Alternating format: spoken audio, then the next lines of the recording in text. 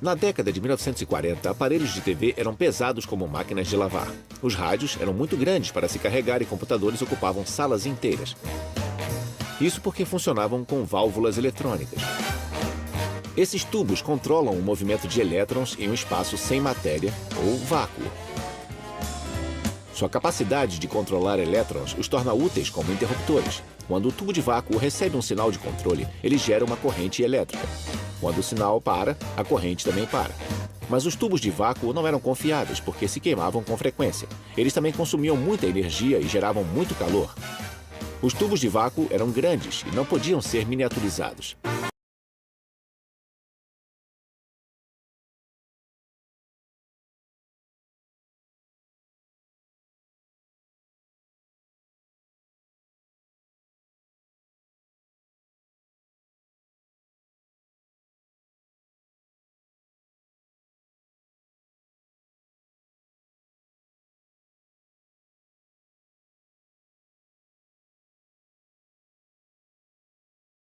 A maioria dos transistores tem semicondutores de silício.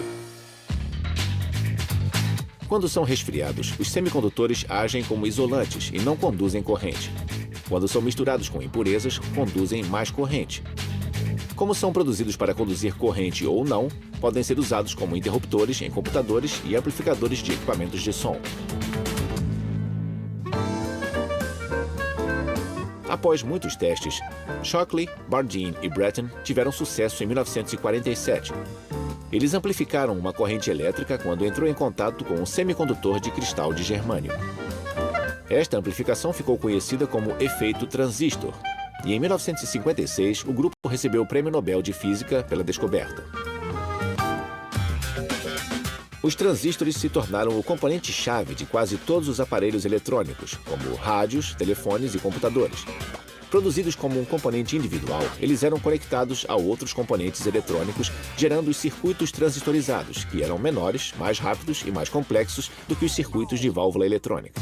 Mas os circuitos transistorizados tinham suas limitações. Os componentes individuais eram feitos separadamente e conectados um de cada vez.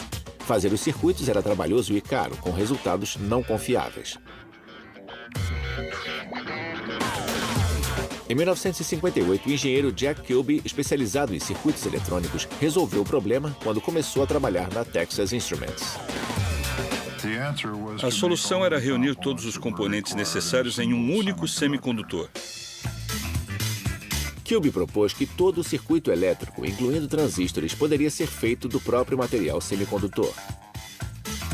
Kilby recebeu uma patente por circuitos eletrônicos miniaturizados em 1959.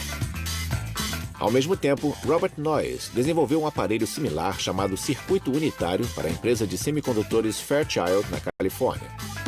Noyce foi cofundador da Intel, a empresa de microprocessadores mais conhecida no mundo, presente nos computadores modernos.